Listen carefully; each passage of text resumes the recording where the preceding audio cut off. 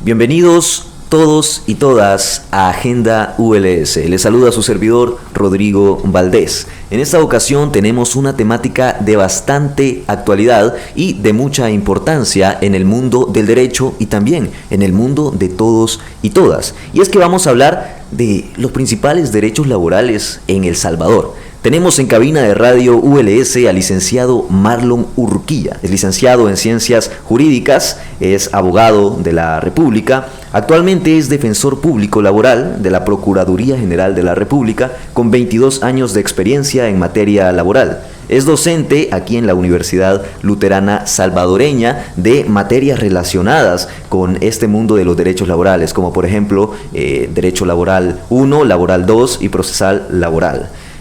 También tiene el posgrado en Derechos Fundamentales en materia laboral y, bueno, formó parte del equipo redactor del capítulo relativo al derecho laboral del Tratado de Libre Comercio con los Estados Unidos de Norteamérica. Bienvenido, licenciado Marlon Urquilla, a la cabina de radio ULS.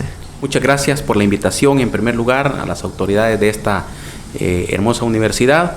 Gracias, ¿verdad? Es un placer para mí encontrarme en este lugar para poder hablar de este mundo que tanto nos apasiona, como son los derechos laborales en El Salvador. Licenciado, es un gran honor tenerlo aquí en la cabina de radio ULS para conocer este tema que realmente es muy necesario.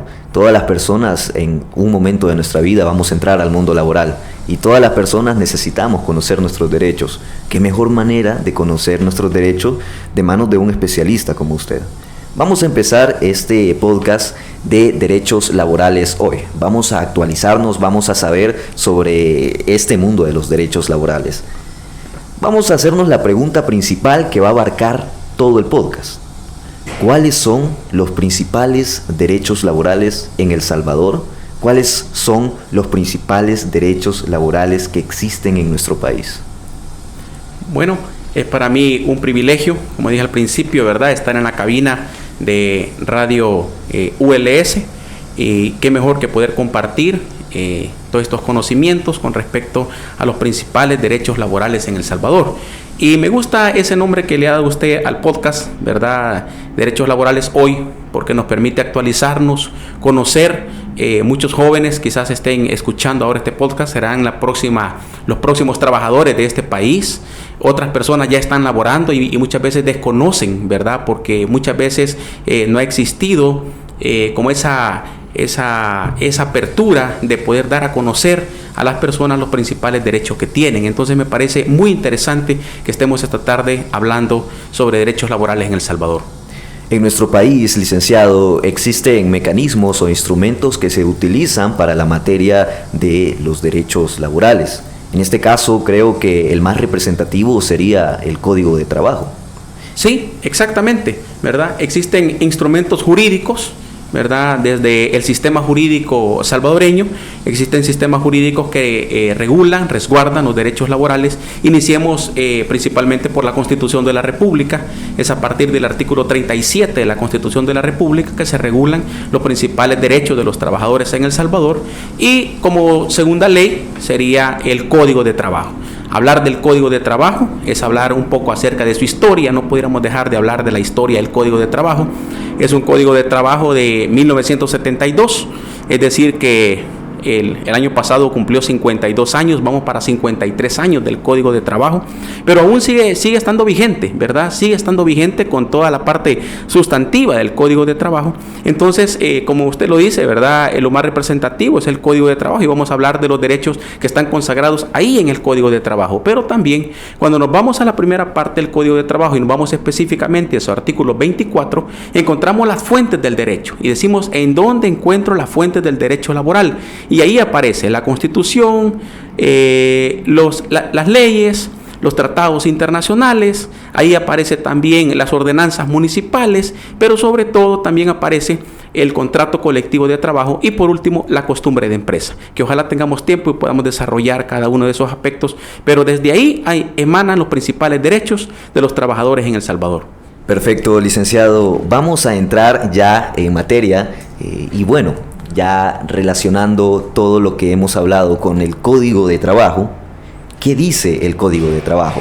¿Podemos empezar con la historia del Código de Trabajo? Exacto. Hablar del Código de Trabajo, como decía, es un código que tiene 52, casi 53 años, pero que sigue estando vigente, que tiene, ¿verdad? Es un código que está compuesto por 5 libros, pero que sus principales, en este caso hablar de los derechos laborales, es hablar de sus primeros 3 libros. El libro primero, que habla acerca de los derechos individuales de los trabajadores, en donde se regula toda una serie de derechos para cada uno de los trabajadores. En su libro segundo, que nos habla acerca del derecho colectivo de trabajo, es decir, todo lo que tiene que ver con el derecho a la sindicación en este país. Y el tercer libro, que habla de la previsión y seguridad social, es decir, cómo se encuentran regulados los derechos de la seguridad, de la salud ocupacional y de la seguridad industrial para los trabajadores en El Salvador. Licenciado, hablar de estos 3 libros, primeros y segundo y tercero, del Código de Trabajo es hablar de derecho sustantivo. ¿Qué es derecho sustantivo? Exactamente. Estos primeros 3 libros tienen que ver con el derecho sustantivo. ¿Qué es el derecho sustantivo? Es el conjunto de normas que están ya consagradas en el Código de Trabajo que resguardan derechos, pero también obligaciones para los trabajadores. Entonces, eso es el derecho sustantivo. Ese conjunto de normas que vela, ¿verdad?, por la consagración de todas y cada una de las garantías de los trabajadores en El Salvador. Sin duda alguna, el Código del Trabajo aún está vigente en estos tiempos, pero existe la posibilidad de que haya una reforma próximamente de este código. Sí, como lo dije anteriormente, ¿verdad? Es un código ya bastante viejito, por así decirlo, ¿verdad? Con 53 años, pero que aún sigue regulando los derechos de los trabajadores, la parte procedimental. Pero no hay duda que hemos llegado a una etapa en la que necesitamos un nuevo código de trabajo. Incluso hay 3 comisiones en este país que están trabajando sobre la redacción de los nuevos códigos. Eso tiene que ver con la Corte Suprema de Justicia, el Ministerio de Trabajo, incluso la Procuraduría General de la República. Se nos ha encomendado a estas instituciones, ¿verdad? Yo soy parte de un equipo redactor en donde ahora ya van a haber 2 códigos. Un código, por un lado, que será el Código Laboral, y el otro que será el Código Procesal Laboral, que hoy en día estos 2 códigos están en uno solo, que se llama Código de Trabajo, pero posteriormente habrá un Código de Trabajo y un Código Procesal de Trabajo, es decir, cómo voy a garantizar todos mis derechos laborales frente a un juez, frente a un proceso. Entonces se está trabajando. La idea es que a finales de este año puedan ser presentados, ¿verdad?, los anteproyectos a la Asamblea Legislativa para que inicie el estudio de estos nuevos códigos, y ojalá mediante, primero Dios, ¿verdad?, que el próximo año, el año 2025, podamos contar ya con los nuevos códigos, porque sobre todo la parte de los medios de prueba, ¿verdad?, no están consagrados en este Código de Trabajo, no tan amplios, y tenemos que acudir al Código Procesal Civil y Mercantil. Entonces la idea es poder redactar nuevos códigos que tengan su propia autonomía de cómo se va a avanzar en la parte procesal, procedimental, incorporando incluso los nuevos derechos en la parte sustantiva del código actual. Estas noticias sin duda son un alivio para las personas en general, ya que estamos hablando de una actualización bastante grande de esta herramienta, de este instrumento jurídico tan importante como es el Código de Trabajo. Exacto. Bueno, los que nos dedicamos a esta materia del derecho laboral y procesal laboral somos los más entusiasmados, ¿verdad?, los más entusiastas con que puedan entrar en vigencia los nuevos códigos, porque no hay duda que vendrán actualizados con las nuevas normativas, con las nuevas corrientes jurídicas internacionales, bueno, corrientes de Chile, de México, e incluso Costa Rica. Entonces la idea es tener unos nuevos códigos en el que se puedan resguardar de mejor manera los derechos de los trabajadores, pero también darle una viabilidad a la hora de operativizar estos derechos en los juzgados, frente a los tribunales. ¿Cómo resguardo el derecho de la persona? Por ejemplo, el derecho a las vacaciones anuales. ¿Cómo hago para estas vacaciones anuales poder pedírselas a un juez, ganar un proceso en favor en este caso del más desprotegido, que es el trabajador mismo? El derecho sustantivo, el cual está representado en el libro primero, libro segundo y libro tercero del Código de Trabajo, es sin duda un concepto bastante interesante sobre el cual podemos aprender. ¿Cuál es la diferencia entre el libro primero, el libro segundo y el libro tercero del Código de Trabajo? Sí, como dije, el Código de Trabajo está consagrado por 5 libros. El primer libro que habla del derecho individual de trabajo, tiene que ver con toda la normativa esencial, por ejemplo, a quién aplico código de trabajo, a cuáles personas, a qué tipo de trabajadores o qué rubro de la población o qué segmento de la población le aplico código de trabajo. Ahí aparecen, por ejemplo, los principales derechos, que ya vamos a meternos a hablar de esos. Y luego en el libro segundo tiene que ver con el derecho colectivo de trabajo. ¿Cuál es este derecho colectivo? Bueno, es el derecho que tienen las personas a poder sindicalizarse en este país, a poder formar una asociación profesional que se llama sindicato o a pertenecer a las ya previamente establecidas. Y el libro tercero, que tiene que ver con la previsión y seguridad social. Esto tiene que ver con la salud ocupacional y la seguridad industrial, es decir, cómo resguardamos, cómo protegemos a los trabajadores de un posible accidente de trabajo o de una enfermedad que pueda llegar a adquirir dentro de su centro de trabajo, porque el trabajo que desarrolla puede ser peligroso, ¿verdad? Puede estar tocando sustancias corrosivas, etcétera. Entonces, esto tiene que ver con la previsión y seguridad social, cómo velamos por ese trabajador a la hora de que pueda tener un accidente de trabajo, incluso llegar a sufrir hasta la muerte. Entonces, ahí está regulado en el libro tercero toda esta parte de la protección de los trabajadores en El Salvador. Bastante interesante. Y sobre el primer libro,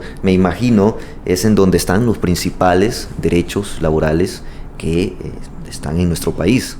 Así es, exactamente. Cuando vamos al libro primero, ahí encontramos, solo lo voy a dejar mencionado para que después empecemos a desarrollar, pero ahí aparece en el libro primero toda la parte sustantiva que tiene que ver con las vacaciones anuales, por ejemplo, el salario, tiene que ver con un contrato individual, tiene que ver con la indemnización, tiene que ver, por ejemplo, con la prestación económica por renuncia voluntaria, ahora que tenemos esa ley desde el año 2015. Entonces, ahí en el libro primero es donde se consagra toda esta parte sustantiva, es decir, todo este conjunto de normas jurídicas que velan por la protección y la garantía de la clase trabajadora.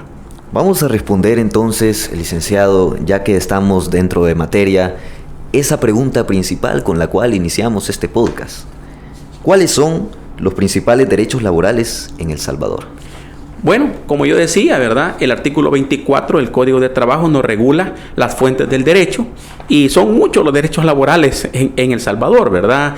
Cabe mencionar que cuando este Código de Trabajo que tenemos surge en 1972, fue un código denominado un código de avanzada, un código que a nivel de Centroamérica era el mejor código en ese momento, porque empezó a regular y a resguardar derechos que otros códigos no los tenían. Entonces, si nos hacemos la pregunta, ¿cuáles son los principales derechos? Yo quisiera arrancar ya en ese tema, metiéndonos al primer gran derecho fundamental que tienen los trabajadores en El Salvador, como lo es el derecho a firmar un contrato individual de trabajo. Es importante que los trabajadores en este país, todos los que me están escuchando, puedan conocer, ¿verdad?, que su principal derecho es el derecho a firmar un contrato de trabajo. Que dicho sea de paso, si hablamos un poco estadísticamente, en El Salvador, solo un 15% de la clase empleadora en este país, llámese trabajo formal o informal, solo el 15% firma un contrato individual de trabajo, porque se tiene la mala apreciación o la mala asesoría que el contrato beneficia solo al trabajador, y no es cierto. El contrato de trabajo trae tanto seguridad jurídica para el trabajador, pero también seguridad jurídica para el patrono. Entonces, el principal derecho que tiene el trabajador sería la firma de un contrato individual de trabajo. Entendido, ¿verdad?, que este contrato individual de trabajo debe de ser proporcionado por el empleador al trabajador. ¿Cuánto es el tiempo que tiene el empleador para redactar este contrato individual de trabajo? De acuerdo al Código de Trabajo, artículo 22 del Código de Trabajo. Son 8 días. Durante los 8 días subsiguientes a que se ha contratado a una persona, el empleador debe de redactar el documento privado autenticado, lo que sería el contrato individual de trabajo. ¿Qué elementos lleva ese contrato individual de trabajo? Bueno, esto los encontramos en el artículo 23 del Código de Trabajo. Ahí me habla acerca de el nombre del trabajador, el cargo que va a tener, el salario que va a tener, el horario al cual va a estar sujeto, la jornada de trabajo a la que va a estar sujeta, la forma de pago de ese salario, quiénes serán los beneficiarios en caso de un accidente o incluso la muerte del trabajador. Ahí me habla en el artículo artículo 23 sobre las herramientas que se le van a dar al trabajador, en dónde va a desarrollar las labores, etcétera, etcétera, etcétera. Entonces, cuando hablamos del contrato individual de trabajo, ahí aparece el famoso sistema de contratación. Yo quisiera tomarme unos minutos para hablar del sistema de contratación. ¿Y qué es el sistema de contratación? Bueno, son las diferentes modalidades de cómo puedo contratar a una persona o cómo puedo ser contratado si soy un trabajador, cuáles son las modalidades por las cuales me pueden contratar. Número 1, el famoso contrato a plazo. Es decir, a mí me contratan para un plazo determinado y esto está regulado en el artículo 26, 25 y 26 del Código de Trabajo. Me dicen, mire, a usted lo voy a contratar únicamente para una temporada. Hay un almacén muy famoso en este país que durante en los meses de noviembre y diciembre contrata a un grupo de jóvenes, alrededor de 100, 150 jóvenes, y les hace un contrato a plazo. Solo los contrata para 2 meses, solo para noviembre y diciembre. En diciembre a las 12 de la noche se dan los abrazos y todo, y ya cada quien sale para su casa y no hay responsabilidad para esta empresa, ¿verdad? Porque ese contrato fue a plazo. Lo contrataron únicamente para un tiempo determinado. Una vez finaliza el tiempo, la persona deja de laborar, pero no tiene derecho a indemnización ni a nada, porque su contrato fue a plazo. Aquí aparece la segunda gran modalidad del sistema de contratación, el contrato por tiempo indefinido. ¿Cuál es este? Es aquel en el que yo firmo un contrato con mi empleador y ahí aparece la cláusula segunda o tercera en ese contrato, en donde me dice que yo he sido contratado de manera indefinida. Es decir, no es a plazo, sino de manera indefinida. Va a depender de mi profesión, de mi especialización, de mi experiencia, de mi experticia, para yo continuar en ese trabajo. Pero ese es un contrato por tiempo indefinido. ¿Cuál es la gran característica de este contrato? Es que en caso el empleador me llegara a despedir, eso sí genera derecho a indemnización. Entonces ahí aparece ese otro sistema de contratación, como lo es el contrato por tiempo indefinido. Quiero hablar de dos más. El contrato por obra. ¿Cuál es este contrato por obra? Es aquel en el que me contratan para una obra determinada. Por ejemplo, yo conozco casos, digamos, de empresas que licitan con el gobierno, ganan una licitación, la limpieza de la carretera San Salvador, que es Saltepeque, por ejemplo, y contratan a personas para que hagan chapoda y limpieza en la carretera, pero solo lo contratan para una obra, solo para esa obra determinada, que puede durar 1 mes, puede durar 2 meses, se hace un contrato y solo es por la obra determinada. Una vez finaliza, ¿verdad?, la obra que se ha realizado, inmediatamente deja de existir el contrato. Y por último, quiero hablar del sistema de contratación o modalidad de contrato, como lo es el contrato por servicios profesionales. Este es aquel, ¿verdad?, en el que una persona presta sus servicios de una carrera determinada para otra persona. También se elabora este contrato de trabajo por ese tipo de sistema de contratación, como lo es los servicios profesionales. Licenciado, ¿cuál es la diferencia entre el contrato por obra y el contrato por servicios profesionales? ¿Cómo actúa el contrato por servicios profesionales en cuestiones de tiempo? Correcto. Una de las grandes características, ¿verdad?, de las diferencias entre estos dos tipos de contratos es que en el contrato por obra las herramientas muchas veces me las proporciona el empleador.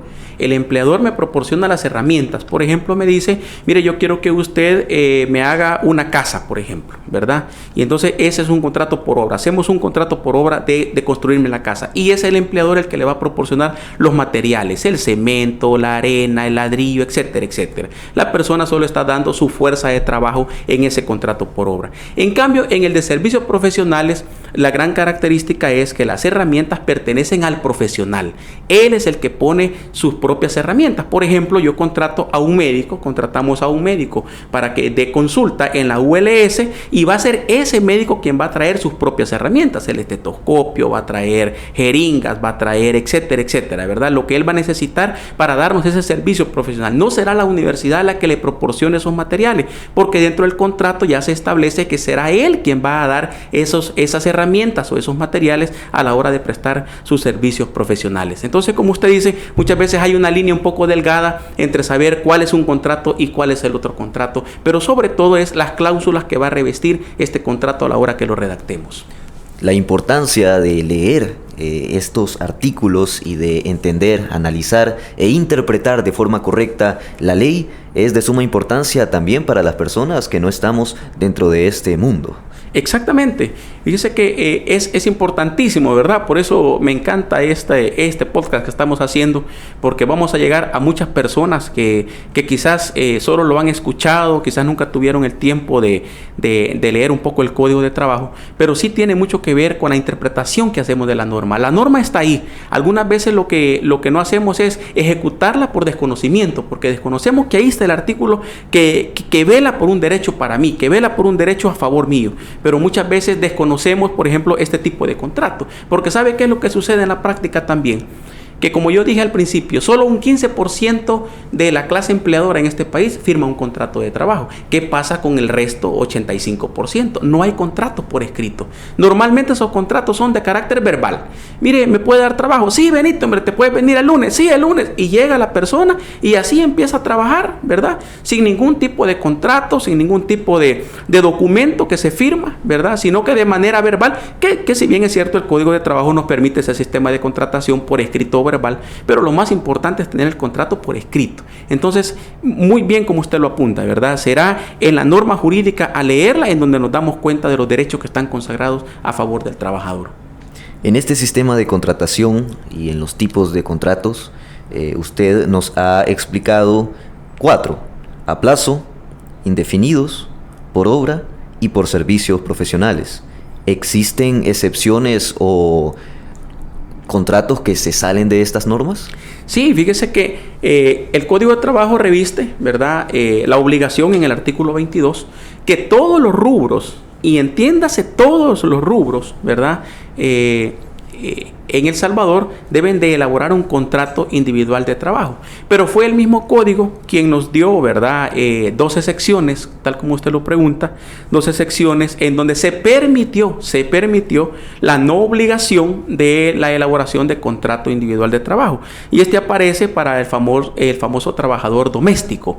Para el rubro del trabajo doméstico es en el artículo 76 del Código de Trabajo, en donde se le permite al empleador, ¿verdad?, el no elaborar un contrato individual de trabajo de carácter formal, pero sí le obliga a extenderle una constancia a ese trabajador doméstico, por lo menos una vez al mes, y decir, mire, este trabajador doméstico labora para mí y su salario es de tanto, por lo menos darle una constancia. Pero sí aparecen las excepciones. La primera serie del trabajador doméstico y la segunda consagrada en el artículo 85 del Código de Trabajo, que tiene que ver con el trabajador agropecuario. Estos son los únicos dos rubros en las excepciones, ¿verdad?, en las excepciones en donde se permite o no se permite hacer un contrato. De lo contrario, en todos los rubros, en todos los segmentos activos económicos de El Salvador, se tiene que elaborar un contrato. Y por eso, valga ahora el comercial, ¿verdad? Estamos todos muy atentos a la visita que está haciendo, por ejemplo, la Dirección General de Inspección del Ministerio de Trabajo, ahora a la Liga Mayor de Fútbol, ¿verdad?, en donde se están yendo a revisar si hay contratos o no hay contratos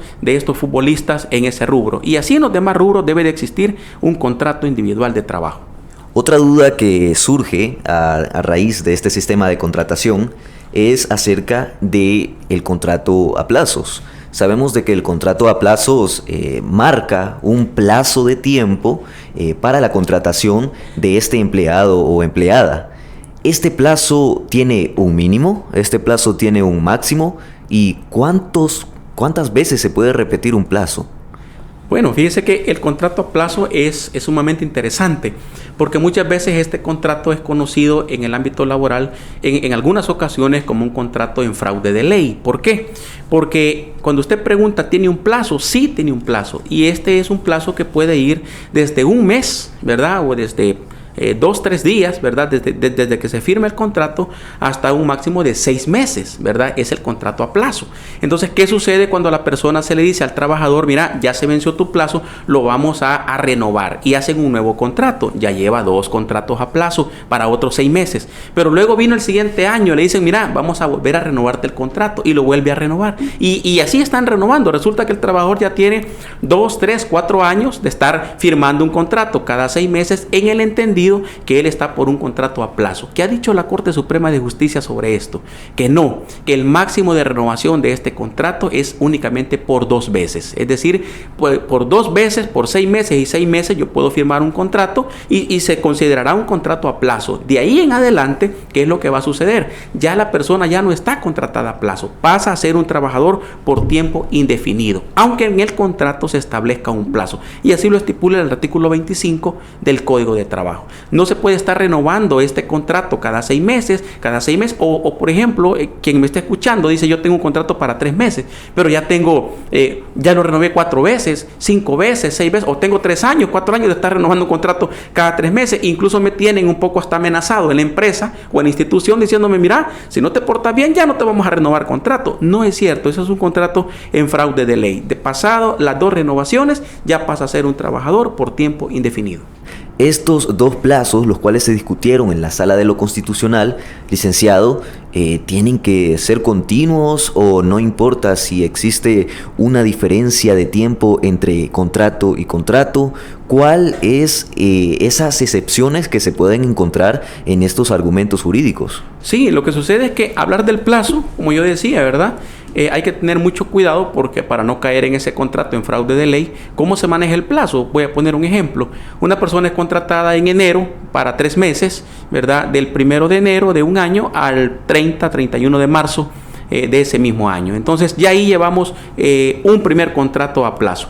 Si la persona en automático renueva ese contrato, ese será la segunda vez que firme el contrato. Ya por una tercera vez ya no sería un contrato a plazo, ya sería un trabajador por tiempo indefinido.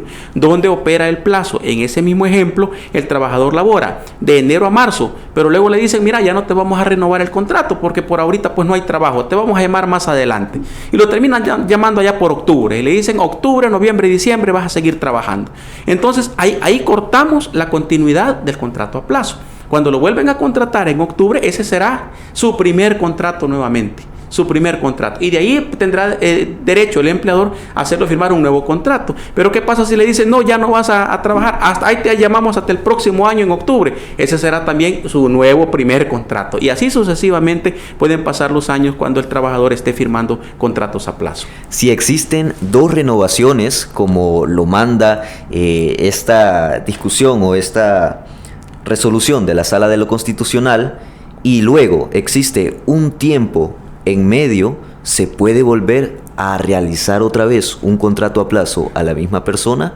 Sí se le puede volver a realizar un nuevo contrato, pero lo que debe de quedar claro es que si pasa un tiempo, es decir, se corta la relación de trabajo, igualmente se corta la continuidad del contrato. Eso es lo que quisiera que nos quedara como bien claro, ¿verdad? Que entonces si hay un intervalo ahí de espacio, ¿verdad? No importa el tiempo, quizás pasó una semana, puede ser, ¿verdad? Que muchas veces utilizamos aquel aforismo jurídico de echa la ley, echa la trampa, ¿verdad? Claro. Puede pasar de que un empleador contrate a alguien para 3 meses, deja pasar una semana, 15 días, no le renueva el contrato y luego le vuelve a hacer otro nuevo contrato, ¿verdad? Con la idea que, este no será el segundo contrato, este será un primero, porque hubo una ruptura de la relación de trabajo y luego y así sucesivamente pudiera ir pasando, ¿verdad? Pero claro, no quisiera meterme en eso porque sería darle herramientas a los empleadores en este país cómo hacerlo, ¿verdad? Pero sí lo que debe quedar claro es que la renovación del contrato, si fuese continua, solo puede hacerse por 2 veces. Si hay interrupción de labores, la segunda vez que se firma será como la primera vez para iniciar esa relación de trabajo a plazo.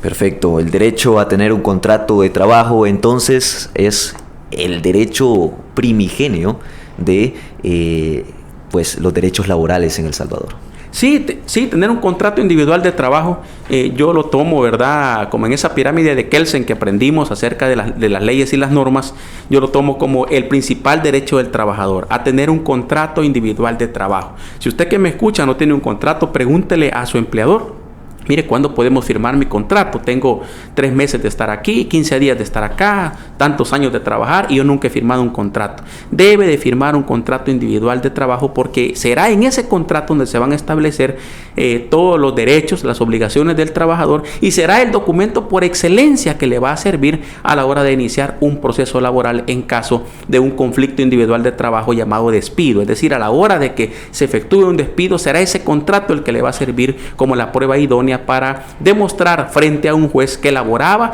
para X o Y empresa o para X o Y persona. Para ir cerrando ya el tema del derecho a tener un contrato de trabajo, quisiera realizarle una última pregunta, licenciado. Para las personas interesadas en empezar a ser empleados, en empezar en el mundo laboral como empleados, nos interesa mucho el tema de las prestaciones de ley. En este caso nos ha hablado de 4 tipos de contratos. De estos 4 tipos de contratos, ¿a dónde aplican las prestaciones de ley? Exacto, las prestaciones de ley vamos a verlas específicamente en el contrato por tiempo indefinido. Serán las personas contratadas por tiempo indefinido quienes podrán optar o tener el derecho, ¿verdad?, a que se les pague su AFP, por ejemplo, su seguro social, algún bono, prestaciones extras, pero será el contratado por tiempo indefinido y de manera excepcional el contratado a plazo por una reforma que se hizo en febrero del año pasado al Código de Trabajo, en donde se le obligó a la clase trabajadora en este país que aún el contratado a plazo tiene la obligación, el patrono, de inscribirlo al Instituto Salvadoreño del Seguro Social. ¿Y esto por qué? Simplemente para cualquier tipo de situación de un accidente laboral que este trabajador pueda tener derecho a acudir, ¿verdad?, al Instituto Salvadoreño del Seguro Social, conocido como ISS, para poder llevar ahí toda su parte de la seguridad en cuanto a la salud. Pero repito, el único tipo de contrato que sí tiene todas las prestaciones de ley es el contratado o el trabajador contratado por tiempo indefinido. El de plazo solamente tendrá derecho a que sea inscrito en el Seguro Social por el plazo determinado. Es decir, si fue contratado para 2 meses, el patrono solo estará obligado a inscribirlo al Seguro Social solo para esos 2 meses. Una vez finalizó el plazo, ya no tiene la obligación de seguir cotizándole al Seguro Social. Por lo tanto, si el trabajador en el 3er mes va a querer pasar consulta al Seguro Social, pues ya no va a tener derecho porque el patrono ya no le cotizó en el 3er mes. Solo tiene derecho a inscribirlo durante el plazo. Si el plazo era para 6 meses, pues le va a cotizar 6 meses. No así para el trabajador por obra y tampoco el trabajador por servicios profesionales. Estos 2 rubros de trabajadores no tienen derecho a ningún tipo de prestación de ley. De hecho, el trabajador por servicios profesionales, recordemos que no tiene derecho a prestaciones de ley, se le va a pagar su salario de manera íntegra, únicamente descontándole el 10% del impuesto sobre la renta que se enviará al Ministerio de Hacienda. Dentro de la lucha individual por la supervivencia en un sistema monetario, en un sistema económico en específico, las personas que realizan un trabajo y el arte del trabajo lo hacen por un motivo en específico, y es el salario. Hay derecho a recibir un salario en el Código de Trabajo. ¿Qué podemos hablar sobre este derecho? Bueno, yo he mencionado de algunos derechos principales laborales en El Salvador. Hemos hablado, estamos finalizando el tema del contrato individual de trabajo. He tomado también como un segundo gran derecho, que es el derecho al salario, tal como usted lo apunta, ¿verdad? Tal como usted lo apunta. Dentro de esta relación laboral, en donde el trabajador presta una fuerza de trabajo, a cambio de una contraprestación económica que se le entrega al empleador, que se llama salario. ¿Y qué es el salario? Bueno, es esa prestación económica. No trabajamos, no laboramos por hobby, ¿verdad? Trabajamos porque tenemos obligaciones económicas y al trabajar yo obtendré esa remuneración que se llama salario. Y aquí aparecen las grandes características del salario. ¿Dónde están reguladas? Esto está regulado a partir del artículo 119 del Código de Trabajo. Ahí nos aparecen la famosa prestación económica o el gran derecho que tiene la clase trabajadora en este país, como lo es a recibir un salario. Y quiero hablar de algunas características. En primer lugar, nadie puede ganar en este país menos del salario mínimo. Esto está regulado en el artículo 122. Es una gran característica. Todas las personas tienen derecho a ganar el salario mínimo. Y quiero hablar de cuáles son actualmente los salarios mínimos en El Salvador. Estos salarios están vigentes a partir del 1 de agosto del año 2021. Quiero hablar de los 4 grandes rubros. Número 1, comercio y servicio. El salario en ese rubro es de $365 mensuales. En el rubro de la industria, igual su salario será de 365. ¿Cuál es esta industria? Por ejemplo, la industria eléctrica, por ejemplo, la industria de la seguridad privada. Luego viene el tercer gran rubro, la industria textil y de confección, lo que conocemos popularmente como maquila. Ese salario mínimo ahí será de 359.16. Y por último, el salario agrícola y doméstico, que este tiene que ver con la cantidad de 243.46 centavos de dólar de los Estados Unidos de América. La existencia de diferentes rubros marcan siempre la confusión entre las personas que no estamos relacionadas con el mundo del derecho. Existen entonces estos 4 rubros en donde podemos encontrar comercio y servicio, industria textil y confección y la industria agrícola y los domésticos. Con respecto a la industria agrícola y los domésticos, ¿por qué el salario mínimo es menor? Bueno, fíjese que esa pregunta siempre me la hacen cuando voy a una radio o estoy dando un seminario. Siempre me preguntan a veces por qué existen los salarios diferenciados, por ejemplo, ¿verdad? ¿Por qué tienen que haber rubros y trabajadores son todos? Pero a esta pregunta concreta, ¿por qué el del trabajo agrícola y doméstico es menor? Es por una sencilla razón, porque en estos 2 grandes rubros, tanto el agrícola como en el doméstico, el patrono no solo se limita a entregar un pago en efectivo, ¿verdad?, en moneda de curso legal, sino que también le otorga otro tipo de prestaciones a este trabajador. Por ejemplo, en el doméstico, algunas veces a la empleada doméstica vive en la casa del empleador, es decir, se le otorga vivienda, se le otorga alimentación, los 3 tiempos de comida, desayuno, almuerzo y cena, incluso refrigerios, ¿verdad? Se le dota de servicios básicos, agua, luz, teléfono, etcétera.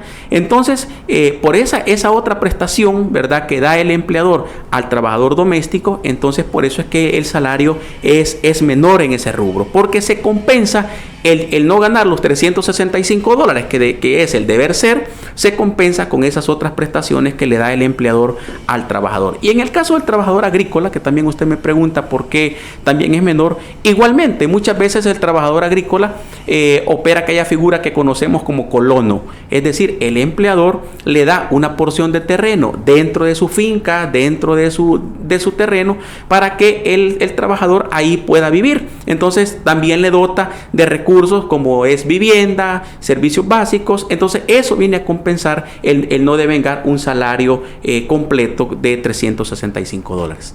Licenciado, hablar de salarios es hablar de dinero, y hablar de dinero es hablar de moneda.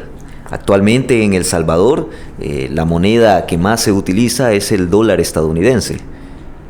¿Cuál es la moneda o cómo debe pagarse el salario mínimo? Sí, bueno, el Código de Trabajo nos establece, ¿verdad?, que el salario debe de pagarse en moneda de curso legal. Así lo dice concretamente el Código de Trabajo. Bueno, desde el año 2000 que aparece la ley del bimonetarismo, en donde se introduce como moneda de curso legal el dólar norteamericano en El Salvador. Entonces dice que si se va a pagar en moneda de curso legal, deberíamos de entender que es a través de la moneda de dólar que debe de pagársele. Y luego, recordemos cuando se introduce en el año 2022 la famosa moneda virtual de Bitcoin, que ahora ya en El Salvador también ya es una moneda de curso legal, independientemente si la usamos o no la usamos, ¿verdad? No ese es el punto, si qué tanto la uso o qué tanto no la uso. Pero como también es una moneda de curso legal, también podrían llegar a pagarnos en algún momento dado por medio de esta moneda virtual llamada Bitcoin.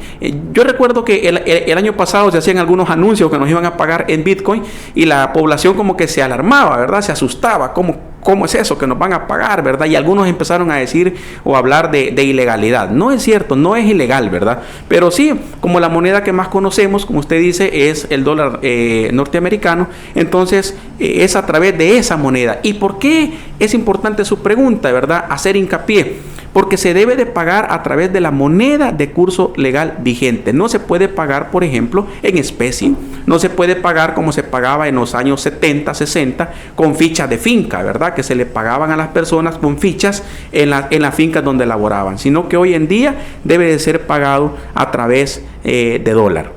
En este caso, y hablando de la moneda de curso legal, está hablando en singular, moneda de curso legal. Sin embargo, en El Salvador existe más de una moneda de curso legal. Si el empleador decide que en su trabajo va a pagar en Bitcoin, ¿lo puede hacer? Sí, fíjese que Muy buena observación, ¿verdad? Porque el código habló de manera singular y dijo concretamente en moneda de curso, no dijo en monedas, sino en moneda de curso legal. Pero lo que sucede es que esta ley de Bitcoin le pusieron así, ¿verdad? Incluso tiene la reforma, la misma ley ahí introducida, de que también a través de esa moneda, que no va a ser solo de manera legal para circulación, sino incluso para pago de salarios. Entonces debería entenderse que ese artículo, aunque riñe un poco con el Código de Trabajo, pero sí podría pagarse en algún momento dado a través de Bitcoin en este país. Bueno, la ley del bimonetarismo o esa mecánica del bimonetarismo anterior al Bitcoin también existe. Y si de alguna u otra manera el empleador consigue la forma de poder pagar en colones, ¿puede el empleador pagar en colones? Uy, qué buena pregunta esa, ¿verdad? Porque cuando nos vamos a la ley del bimonetarismo aprobada allá en el año 99 y que ingresa o inicia en el año 2000, pues esa ley sigue estando vigente y dice esa ley, ¿verdad? De que las dos monedas de curso legal en ese momento del año 2000 y que hasta el año 2024, ¿verdad? Sigue vigente, dice que iba a ser el dólar norteamericano juntamente con el colón.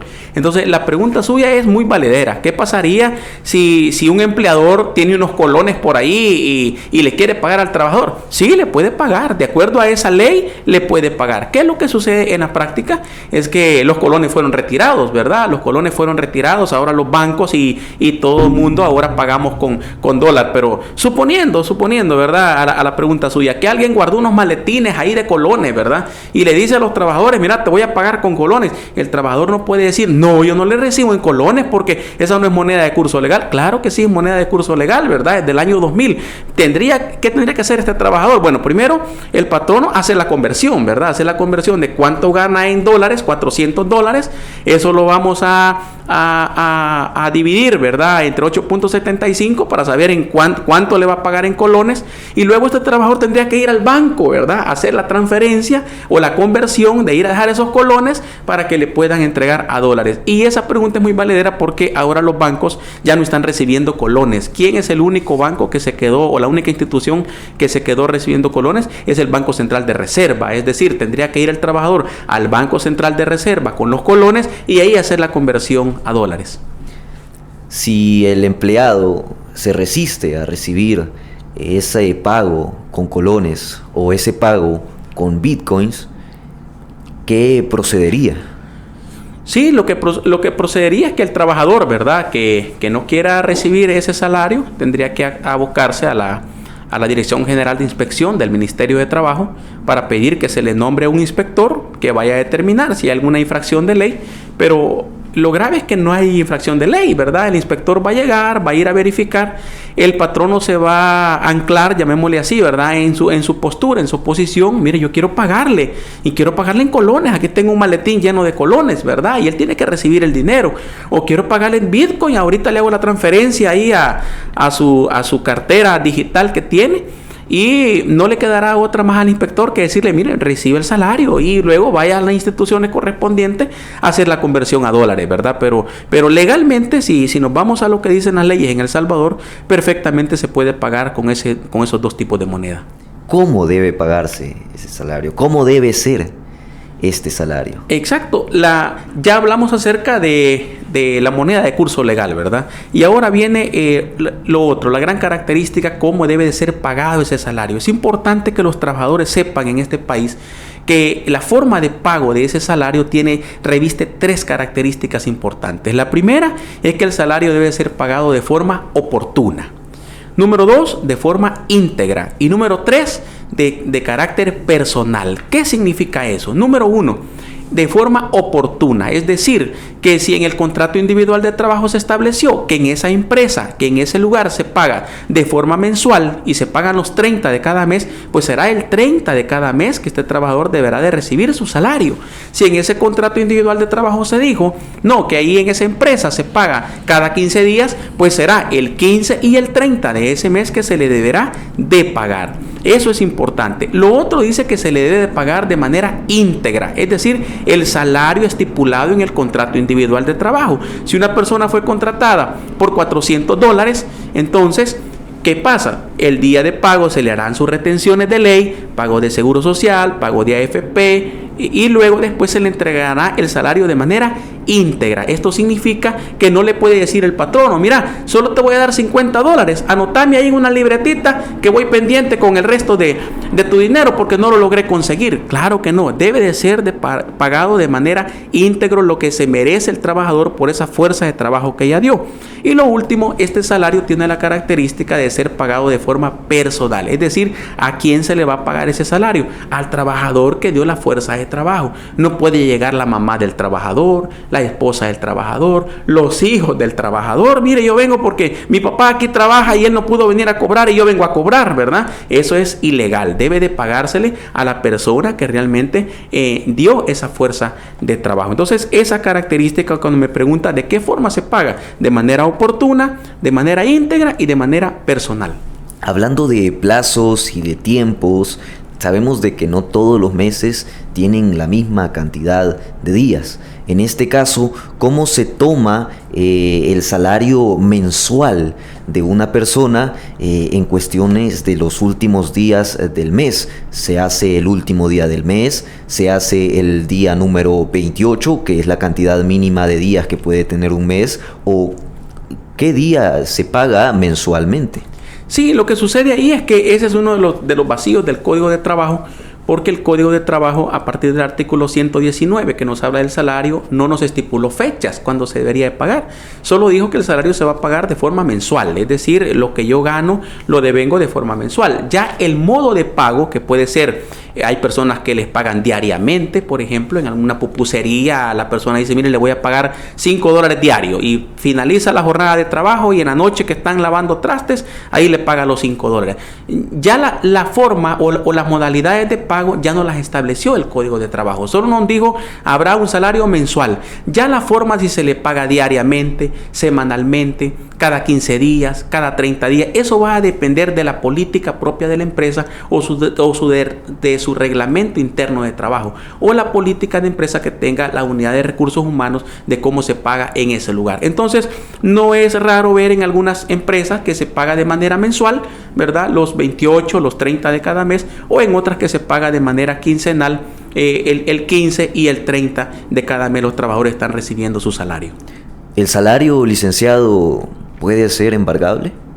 Bueno, hablar del salario es hablar de esa prestación económica que recibe el trabajador mensual, y decir que quede bien claro, ¿verdad?, que con entrada en vigencia del Código Procesal Civil y Mercantil en el año 2010 se estipuló que el salario mínimo, estoy hablando del salario mínimo en estos 3 rubros que ya di incluso de cuánto es el salario mínimo en cada uno de estos rubros. El salario mínimo en El Salvador es inembargable, no puede ser embargado el salario mínimo. ¿Y esto por qué? Alguien me podría decir: licenciado Urquía, entonces estamos generando la cultura del no pago, ¿verdad? Entonces alguien va a ganar salario mínimo y no va a pagar sus deudas. Claro que no, ¿verdad? Habrán otros medios, otros mecanismos para hacer que esta persona pague. Pero el salario mínimo en sí es inembargable. ¿Y por qué? Por una sencilla razón. Esta persona está ganando, como su palabra lo indica, el mínimo en esa área o en ese rubro laboral. Y pues, haciéndole los descuentos de ley, imagínense una persona que gana $365. Descontémosle AFP, descontémosle renta, ¿cuánto le vienen dando a una persona? Si dividimos 365 entre 2, estamos hablando 150, como $185. Más los descuentos de ley le vendrán dando $160. Y si le aplican un embargo a esos $160 quincenal, ¿de cuánto va a ser? Entonces, por eso el salario mínimo es inembargable. ¿Qué es lo único que sí le podríamos, que sí opera dentro del salario mínimo? ¿Qué se puede retener? ¿Cuál es la única retención que sí se le puede hacer al salario mínimo? Estoy hablando del salario mínimo en sí. Únicamente una cuota, pero por una demanda de cuota alimenticia. esta persona, aunque devenga el salario mínimo, ¿verdad?, tiene la obligación, el pagador de esa empresa, de ese lugar, a retenerle la cuota que se le estableció en la misma Procuraduría General de la República, en la unidad de familia o en un juzgado de familia, en donde se le estableció, por ejemplo, que la persona iba a pagar $50 de cuota alimenticia, por poner un ejemplo. Imagínense, en ese ejemplo, la persona gana 365. Dividido entre 2 son como $185, menos los descuentos de ley, $165. Pero de eso le vamos a retener $50 de cuota alimenticia. ¿Cuánto le darán a la persona? $115 quincenalmente, porque sí se le tendrá que retener el pago de la cuota alimenticia. Pero de lo contrario, ese salario mínimo es inembargable. Pero aquí viene, como yo decía hace unos minutos, ¿verdad? Echa la ley, echa la trampa. Si el salario mínimo en el rubro de servicios es de $365, ¿qué pasa con la persona que gana 370, por ejemplo? Gana $5 más del salario mínimo. ¿Puede ser embargado ese salario? Sí, ahí se aplica el embargo a la persona, dependiendo, ¿verdad? Y de cuánto es el embargo, para que nos quede claro, ¿verdad? ¿Cuánto es el máximo que le pueden embargar a una persona de su salario? El máximo, ¿verdad? Ya lo dijo el Código de Trabajo, el máximo es el 20% sobre su salario. Sin duda, el derecho a recibir un salario, licenciado, es bastante interesante y hay mucha tela que cortar con respecto a esta temática. Como una última pregunta, quizás para pasar al próximo tema, ¿va a existir un aumento de este salario alguna vez, de este salario mínimo del cual estamos hablando, que es de 365, de 359, de $243, que claro, mensualmente es limitado de cierta manera, más que todo teniendo en cuenta la lucha económica que actualmente se lleva y esa dificultad económica que actualmente se tiene en nuestro país y en todo el mundo, ¿es posible de que este salario suba y cuáles son las implicaciones que pueda llevar esta decisión nacional? Bueno, hay instituciones en El Salvador, algunas ONGs, por ejemplo, que se dedican a hacer estudios mensuales, ¿verdad?, sobre, por ejemplo, la inflación que sufren la canasta básica, los productos en El Salvador, los servicios en El Salvador, y se ha determinado que este monto, por ejemplo, para el rubro de comercio y servicio, que es de $365 mensuales, si usted divide esa cantidad entre 30 días, le da como a $12 o $13 diarios, ¿verdad? O sea, sobrevivir en este país con $12, $13 al día, donde hay que pagar alimentación, transporte, etcétera. Pero se ha dicho a través de estos estudios que el $365 ya no alcanza, ¿verdad? Así como está en este momento el costo de la vida. Y no perdamos de vista que al interior del Ministerio de Trabajo y Previsión Social existe el famoso Consejo Superior del Salario Mínimo. Pues hemos sabido que este Consejo Superior del Salario Mínimo está en permanentes reuniones, viendo tablas económicas, viendo algunas gráficas, estudiando la realidad nacional para intentar hacer un aumento del salario mínimo. Algunas ONG, por ejemplo, han propuesto que el salario mínimo en El Salvador debería ser de $500, ¿verdad? Es decir, de 365 pasar a $500 serían $135 más. El problema aquí es que nos metemos en conflicto con los economistas, ¿verdad? Porque los economistas dicen, el problema es que aumentar el salario mínimo igual va a aumentar el costo de la vida y la inflación se nos va a disparar. Pero a la pregunta concreta, ¿hay posibilidad de un aumento? Sí, ¿verdad? Sí, hay posibilidad que para el año 2025 se pueda dar un aumento del salario mínimo. Desconocemos los montos, ¿verdad?, de cuánto pudiera llegar a ser. No hay duda de que hablar de salario mínimo en algunas ocasiones el rubro más golpeado de la clase empleadora es la micro y pequeña empresa, ¿verdad? Ellos se asustan y dicen, no hombre, si antes puedo mantener a 5 trabajadores, 6 trabajadores con el salario mínimo, si me lo aumentan a 500, quizás me va a tocar hacer recortes, ¿verdad?, de personal, porque ya no va a ser sostenible tener a 5 personas de $500, la planilla se me incrementa.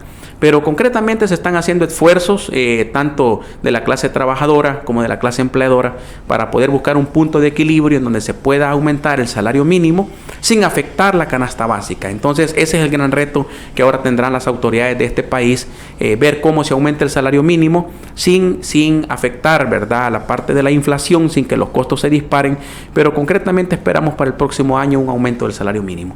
Muchas gracias, licenciado. Vamos a seguir hablando de las diferentes temáticas. Ya hablamos sobre el derecho a tener un contrato de trabajo y sobre el derecho a recibir un salario. Pero cuando hablamos de salario, cuando hablamos de contrato, también sale una palabra muy famosa que es la indemnización. Primeramente, quisiera que nos compartiera cuál es el concepto de indemnización, qué significa indemnización y qué significa este derecho a recibir una indemnización. Bueno, Rodrigo, entramos al tercer gran derecho laboral que tienen los trabajadores, como lo es el derecho al pago de su indemnización. ¿Y qué es la indemnización? Pues no es más que una contraprestación económica que hace el empleador al trabajador por todo el tiempo que este trabajador le dio esa fuerza de trabajo. El patrono ya se benefició de esa fuerza de trabajo, ya obtuvo ganancia de esa fuerza de trabajo. Entonces, por el tiempo que tiene el trabajador de laborar para el mismo patrono, le nace este derecho, que comúnmente las personas, lo escuchamos en el barrio, en el pueblo, en la calle, en la colonia. La gente dice, tengo derecho a mi tiempo. Esa es la frase que la gente utiliza. Y dice, yo no sé de cuánto es mi tiempo, dice la gente, refiriéndose al tiempo de su pasivo laboral. Ese es el pasivo laboral que genera el trabajador o que se le genera al patrono a favor del trabajador. Ese pasivo laboral que se conoce como el pago de la indemnización. Entendida esta como esa contraprestación económica por el tiempo que el trabajador laboró para ese patrono. Este tiempo o esta indemnización, ya propiamente dicho, tiene un mecanismo. ¿Cómo funciona la indemnización? Exacto. En primer lugar, Rodrigo, debemos de saber que la pregunta, ¿quién tiene derecho al pago de la indemnización? Bueno, tiene derecho el trabajador que fue despedido. El trabajador que fue despedido es el que tiene derecho, ¿verdad? Y el patrono tiene la obligación de pagarle esta indemnización. ¿Y cuál es la forma de pago de esta indemnización? Pues ya nos lo dijo el artículo 58 del Código de Trabajo. ¿Y qué nos dice concretamente el artículo 58? Que una persona por laborar para otra tendrá derecho a que su pago de indemnización sea el último salario que tuvo, lo vamos a multiplicar por la cantidad de años que laboró. Por ejemplo, si una persona devengaba un salario de $500 mensuales y laboró 5 años para otra persona, ¿de cuánto sería su indemnización? De $2,500, ¿verdad? Porque multiplicamos los $500 por los 5 años que trabajó para esta persona y su salario será, o su indemnización, perdón, de $2,500. Entonces, ¿cómo se paga? Es el último salario que tuvo por el último salario por la cantidad de años que elaboró. Esto es importante que lo aclaremos porque me he dado cuenta de algunas empresas que le hacen esto al trabajador. Le dicen, mira, tú estás ganando $500 ahorita, tenés 5 años de trabajar. Te voy a despedir y te voy a pagar tu indemnización. Pero cuando tú entraste a la empresa no ganabas $500, ganabas 300. Entonces te voy a pagar un año de indemnización por $300. Luego pasaste a ganar 400. Te voy a pagar otro año por 400. Y luego los últimos 3 años sí ganaste 500. Esos últimos 3 sí te los voy a pagar de 500. Ese es un mal cálculo, una manera no correcta, una manera maliciosa que hacen algunos contadores o algunas empresas en este país porque no es correcto. El artículo 58 dijo, es el último salario que tuvo el trabajador y es en base a ese último salario que se le pagará su indemnización. Independientemente si el trabajador cuando ingresó a esa empresa ganaba 300, después 350, después 400, después 450 y por último ya está ganando $500, la indemnización se deberá pagar en base a el último salario que tenía el trabajador. La indemnización nunca podrá ser menor del equivalente al salario de 15 días, aunque solo se haya trabajado 3 días. ¿Qué significa esto, licenciado? Sí, el artículo 58 en el inciso segundo nos especificó esa norma, ese derecho consagrado a favor del trabajador. Por eso yo decía, en el año 72 este Código de Trabajo salvadoreño fue un código de vanguardia. Ningún código regulaba este aspecto. Hasta antes del 72, ¿qué sucedía?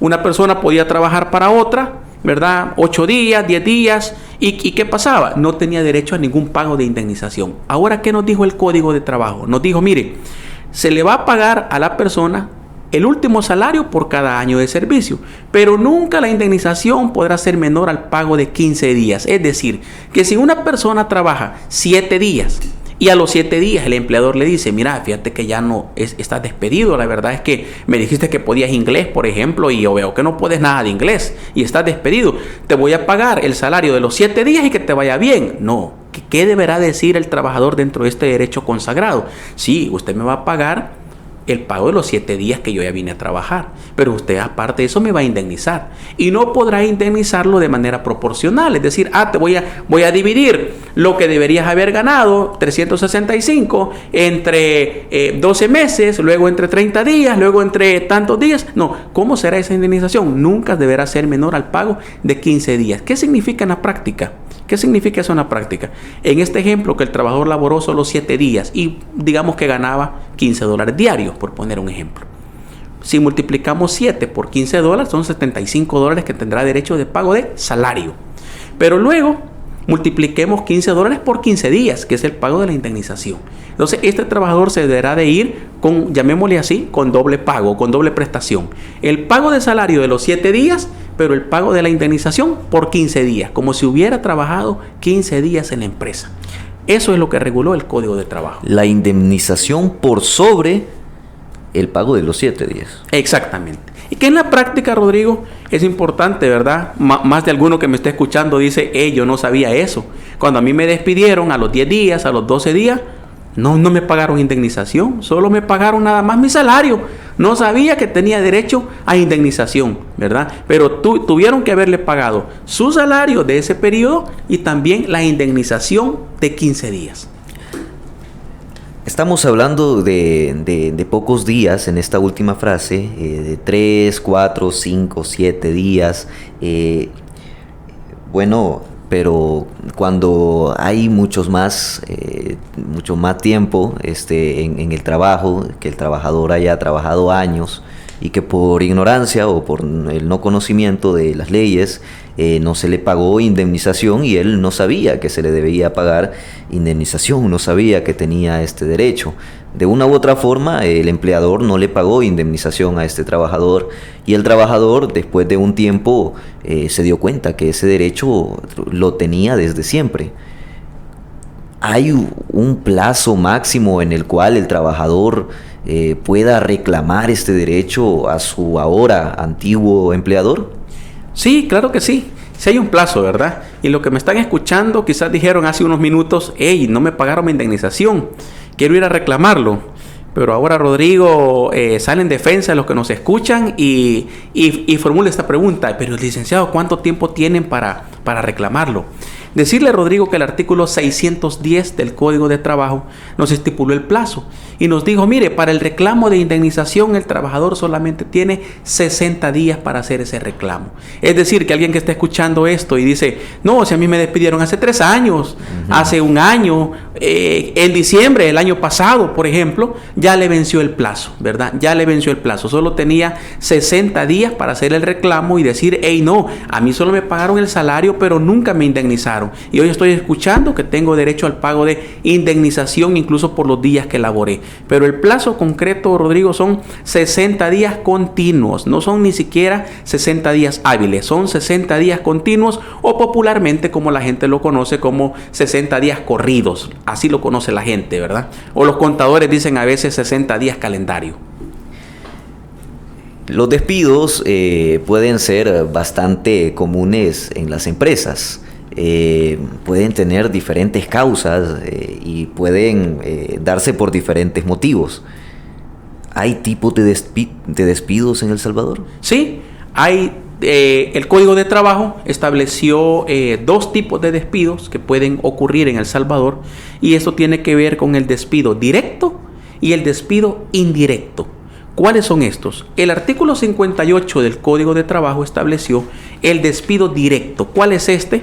Es aquel en el que el empleador directamente, de manera personal, le dice al trabajador, mira, Ricardito, estás despedido. O a veces ni usa la frase estás despedido, sino que le dice, Ricardito, ya no vengas a trabajar, ¿verdad? O ya no cuento contigo. ¿verdad? O lo popular que la gente dice, lo echaron, lo corrieron, ¿verdad? Entonces, este artículo 58 nos habla del despido directo, que es cuando el empleador, ya sea él o a través de sus representantes patronales. ¿Quiénes son los representantes patronales en este país? Eso lo regula el artículo 3 del Código de Trabajo. Me dice que son los gerentes, los jefes, los supervisores. Cuando a través de un supervisor se despide a un trabajador, ese es un despido directo. Ahora surge la gran pregunta. Y puede ser un despido directo, licenciado Urquía, un mensaje de WhatsApp. Fíjese que al trabajador, al WhatsApp le cayó que le dijeron que estaba despedido. Puede ser un despido directo que la empresa en la computadora publicó. Ahí en Facebook pusieron que cerraba operaciones a partir del 22 de abril y que pues ya no llegaran los trabajadores, ¿verdad? Ese puede ser considerado un despido directo. ¿Qué dijo la Sala de lo Civil de la Corte Suprema de Justicia? Sí, ese es considerado también un despido directo porque es un representante patronal o el patrono mismo que está despidiendo al trabajador, que le está diciendo ya no cuento con tus servicios, estás despedido, ya no te presentes, aquí está tu pago y estás despedido con justificación o sin justificación. Pero de lo que estamos hablando, Rodrigo, es de los tipos de despido o las modalidades de despido. Entonces debemos de concluir que el despido directo es cuando se le manifiesta al trabajador de manera verbal o incluso por escrito, cuando se le da una carta de despido. Se le dice, mire, pase a su escritorio o pase a recursos humanos y le entregan una carta de despido o de manera verbal le dicen, usted está despedido. Ese es el despido directo. Pasemos a la segunda modalidad.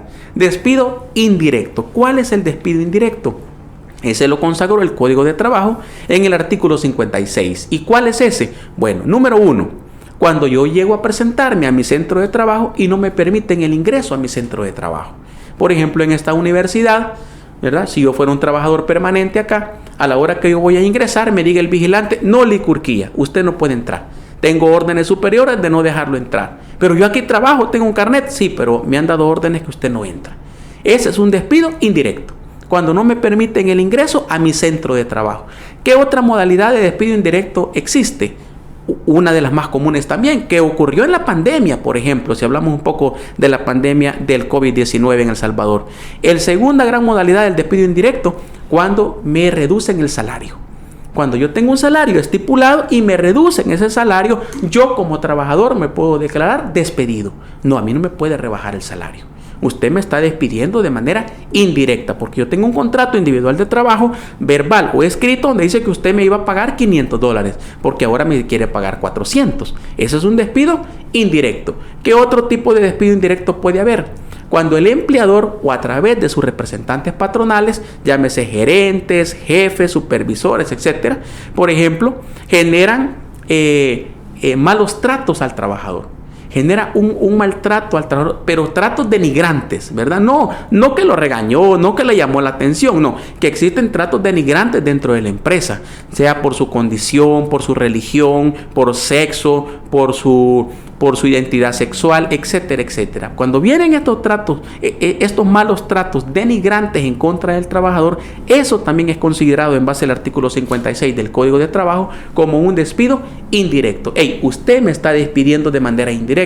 No, y le puede decir el patrono, yo no te estoy despidiendo, ¿en qué momento te dije despido? No, al estarme insultando, al estarme agarrando de mofa, al estarme poniendo de ejemplo de ser el empleado más dundo de esta empresa, usted me está despidiendo con esos actos denigrantes que estoy recibiendo en esta institución. O me ha bajado el salario o no me permiten el ingreso a mi centro de trabajo. Entonces ahí aparece, Rodrigo, las dos modalidades de despido, el directo y el indirecto. Podría decirse que entonces que el despido indirecto son aquellas acciones realizadas por el empleador que de una u otra manera están empujando al empleado o a la empleada a realizar una renuncia voluntaria. Ese es el objetivo que quiere el empleador cuando realiza este tipo de acciones. Muy bien dicho, ¿verdad? A veces el empleador lo que hace es eso, generarle unas condiciones hostiles al trabajador, generarle condiciones hostiles, ponerle más carga de trabajo, pasarlo a otra unidad distinta a donde estaba trabajando. ¿Para qué? como usted muy bien lo apuntó, para empujarlo a generar, entre comillas, una renuncia, entre comillas, para que este trabajador se vaya y luego después, dice el empleador, yo voy a acusarlo de abandono de trabajo. Artículo 50, causal 12 del Código de Trabajo. Yo no lo despedí. Él es el que se fue o renunció. Claro, pero no renunció el trabajador de forma voluntaria. Lo hizo a través de esos vejámenes, a través de esos malos tratos, a través de ese trato denigrante que estaba sufriendo, o a través de que se le redujo el salario, o a través de que quiso ingresar y no le permitieron el ingreso. Entonces, muy bien planteado, como usted lo dice, son esas acciones que realiza el empleador en aras de potenciar esa presión en el trabajador para hacerlo que se vaya del trabajo, que termine renunciando, ya sea que siga la ley de prestación económica por renuncia voluntaria, que ojalá en otra ocasión pudiera invitarme y pudiéramos hablar acerca de esa ley, pero puede ser que renuncie amparándose a esa ley, o simplemente el trabajador diga, hey, es tan hostil el ambiente aquí que solo voy a esperar el pago del 15 o del 30 que me hagan y me voy, ya no aguanto venir a trabajar a este lugar. En este caso, licenciado, el despido indirecto a la hora de despedir a alguien se toma como un despido correcto, o es un despido que no puede seguir, tiene que hacerse de forma directa. Sí, lo que sucede acá es que este es un derecho, por eso hablamos del derecho a indemnización, ¿verdad? Y esa es una protección especial que le dio el Código de Trabajo a la clase trabajadora en El Salvador. Les dijo, miren, ustedes pueden ser despedidos de manera directa cuando se lo digan, cuando les digan verbalmente o les den una carta de despido, pero les dio esta protección especial. También cuando sucedan estas acciones, ustedes se pueden declarar despedidos. Fíjese qué importante es este derecho, porque si esto no existiera, el trabajador va a estar ahí sufriendo vejámenes, sufriendo malos tratos, que le reducen el salario, etcétera, etcétera, y él por la misma necesidad tendría que terminar aguantando. Ahí aparece en la clase trabajadora, sobre todo en el rubro del sexo femenino, ahí aparece el famoso acoso laboral y en algunos casos incluso el acoso sexual. Entonces, cuando usted me pregunta, ¿es correcto o no es correcto? Pues no es correcto, ¿verdad? Pero sí es una protección a favor del trabajador que dice, hey, yo me declaro despedido en esta empresa por lo que estoy sufriendo.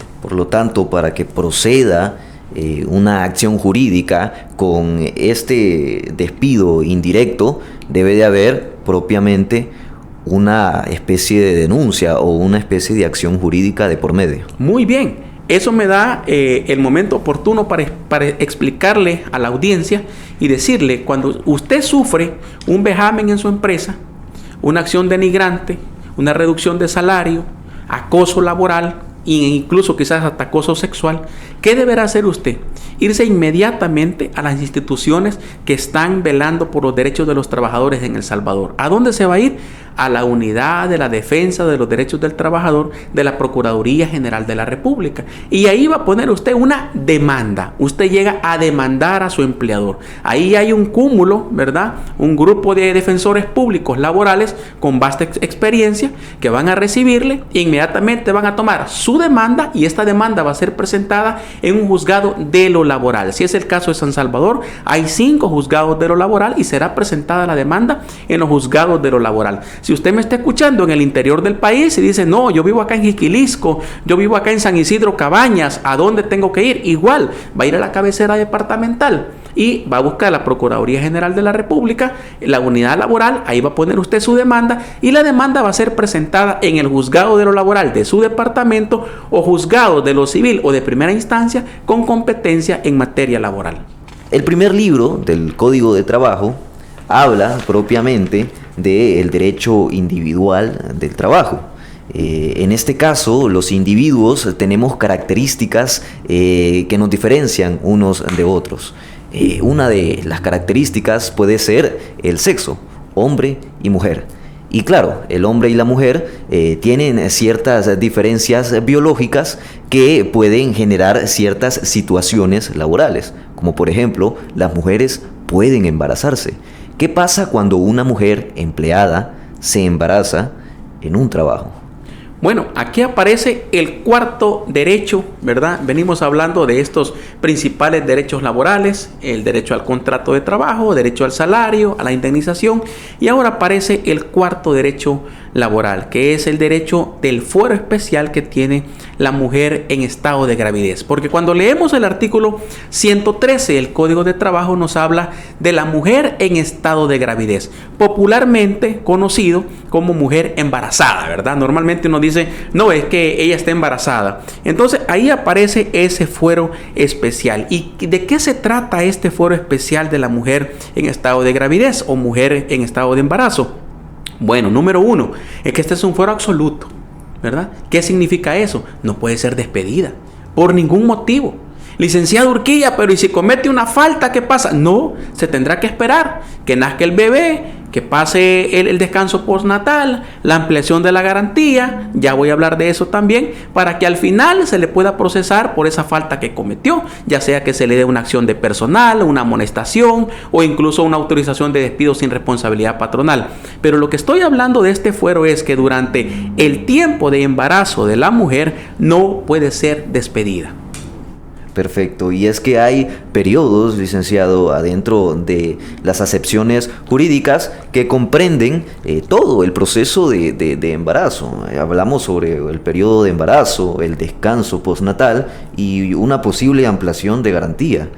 ¿Qué podemos aprender de esto? Sí, lo importante en el caso de la mujer en estado de gravidez o mujer en estado de embarazo, me gustaría dejarle bien claro esto a la audiencia, y es que el código hizo una protección especial en su artículo 113 del Código de Trabajo, incluso reformado, ¿verdad? Si usted tiene un Código de Trabajo viejito, me refiero del año 2015 hacia atrás, ¿verdad? No tiene las últimas reformas, pero lo importante del artículo 113 es que dio periodo de protección a la mujer embarazada. Número uno dijo, mire, la mujer no puede ser despedida durante el tiempo de embarazo, es decir, 9 meses. En esos 9 meses no puede ser despedida.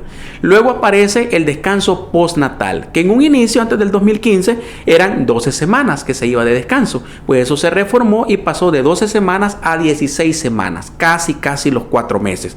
Entonces dijo el código, en ese descanso postnatal, tampoco puede ser despedida, porque pasaba en la práctica que la mujer estaba embarazada, el empleador decía, no la puedo despedir porque está embarazada, pero eso sí, ¿verdad? Voy a esperar el descanso postnatal y en ese momento que ya nazca el niño le voy a decir que está despedida. Le vamos a hablar por teléfono o le voy a mandar a decir con el vigilante o con la secretaria que está despedida. Entonces vino la protección y se dijo, mire, en el descanso postnatal de esas 12 semanas, que ahora son 16 semanas, no puede ser despedida. Entonces, ¿qué pasaba en la práctica, Rodrigo?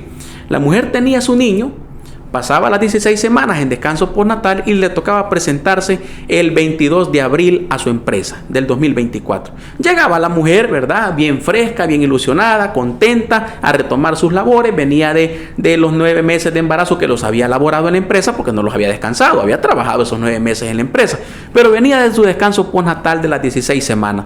Cuando llegaba, al solo que llegaba a su escritorio, a su oficina, le decían, mire, la manda a llamar la jefe de recursos humanos. Entonces, ¿qué decía la mujer, verdad? Quizás para felicitarme por el niño, ¿verdad? Que nació. Y cuando llegaba, ¿qué pasaba? La noticia era, mire, usted está despedida. Porque aquí en la empresa dice el patrón o dice el jefe, ¿verdad? Que aquí no le vamos a estar dando permiso para que esté yendo a control de niño sano, que se le enfermó el niño, que va corriendo para el hospital, que usted está enferma. No, aquí así que está despedida. Entonces, ¿qué pasaba en la práctica? Una vez pasaba el descanso postnatal, se despedía a la mujer. Pues vino la reforma del artículo 113 y se dijo que se dio una ampliación de la garantía por el estado de gravidez, que esto aplica hasta 6 meses más. Es decir, la mujer ahora tiene una protección de 9 meses de embarazo, 16 semanas o 4 meses más por el estado, el descanso postnatal, y 6 meses después tiene que regresar, o sea, después del descanso postnatal regresa a trabajar. Pues ella tiene 6 meses que no puede ser despedida, tiene que seguir laborando hasta los 6 meses. Entonces me puede preguntar alguien, ¿y pasados los 6 meses? Ahí sí la van a despedir lastimosamente. Desapareció el fuero de la mujer en estado de embarazo. Estamos hablando, licenciado, casi que puede extenderse un poquito más de 1 año y medio esta protección. Exactamente. Estamos hablando de los 9 meses, más los 6 meses de la ampliación de la garantía, ahí llevaríamos 15, más los otros 4 meses, son 19 meses. Estamos hablando de casi 2 años, ¿verdad? Casi. Perfecto. Con respecto a la indemnización, a los salarios no devengados, ¿qué podemos hablar sobre este tipo de conceptos con respecto o relacionándolos con el estado de gravidez? Eso tiene que ver con el despido, ¿verdad? Y con lo que veníamos hablando en el tema anterior, el derecho anterior, derecho a indemnización. ¿Qué pasa con la mujer que está embarazada y es despedida? ¿A qué tiene derecho? ¿Qué tienen que pagarle a esta mujer? Pongamos un ejemplo. Es una mujer que tiene 5 años de trabajar en esa empresa, tiene 5 años, gana $500 mensuales y es despedida en su 4º mes de embarazo. Le dicen, mire, no sabíamos, la vemos que pasa ahí en el baño vomitando, la vemos que corre para un lado y para otro, y entonces la orden que tenemos es que usted está despedida. Pase a recursos humanos y está despedida. ¿Cuál es el derecho que tiene esta mujer? Esta mujer no tendrá derecho en ese momento del despido y que esté embarazada, no tendrá derecho al pago de indemnización en ese momento. ¿Qué es lo que va a reclamar esta mujer? Son los salarios no devengados por causa imputable al patrono, desde la fecha del despido hasta la última protección que tiene. Pongo el ejemplo en la vida práctica para que lo comprendamos mejor. En ese ejemplo, esta mujer a los 4 meses de estar de estar embarazada, es despedida. ¿Qué va a reclamar esta mujer? Los salarios no devengados por causa imputable al patrono. ¿Cuáles son esos? El embarazo dura 9 meses, pero en el 4º mes la despidieron de estar embarazada. Va a reclamar 5 meses más de salario. Claro. Si ganaba $500, multiplicamos 500 por 5, me da 2.500. ¿Qué más va a reclamar? Los 4 meses de descanso postnatal. Aquí van a ser $2.000 más. Ya llevaríamos $4.500. Y luego va a reclamar el pago de los otros 6 meses de la ampliación de la garantía. Ahí llevaríamos $1,000, $2,000, $3,000 más. 3,000 más 2,500 son 5,500, más otros 2,000 serán 7,500 dólares que tendrá que pagarle el empleador por haber despedido a esa mujer en estado de embarazo. Por eso muchas veces los empleadores en este país, en buen salvadoreño, no se la juegan, ¿verdad?, de despedir a una mujer embarazada, porque les tocará pagarle lo que faltaba del embarazo, el descanso postnatal y la ampliación de la garantía. Mientras tanto, la mujer, ¿a dónde va a estar? En su casa, ¿verdad? Y en este caso, ¿qué sucede con la indemnización? Buena pregunta. Una vez que la mujer reclama esto, ¿verdad?, en ese ejemplo que al 4º mes de embarazo la despiden, va a ir a la Procuraduría General de la República, pondrá una demanda. En la demanda vamos a reclamar el pago de los 5 meses que faltaba de embarazo para que naciera el bebé. Vamos a reclamar los 4 meses de descanso postnatal y vamos a reclamar los 6 meses. Vamos a contar y pongamos un ejemplo que este plazo se vence en abril del próximo año, por poner un ejemplo, ¿verdad? ¿Qué va a suceder con la indemnización? Le vamos a decir a la mujer, ahorita vamos a reclamar solo los salarios que usted dejó de devengar por todo este tiempo que le hacía falta. Cuando llegue abril, que ya se cumple todo su plazo, hasta los 6 meses, usted se va a volver a presentar a la empresa. Pero si ya me despidieron, sí, pero así lo dice la ley. Usted se va a volver a presentar. Probablemente el vigilante o en la empresa le van a decir, ¿y qué anda haciendo aquí si usted está despedida? Sí, hasta demanda nos metió por lo del embarazo.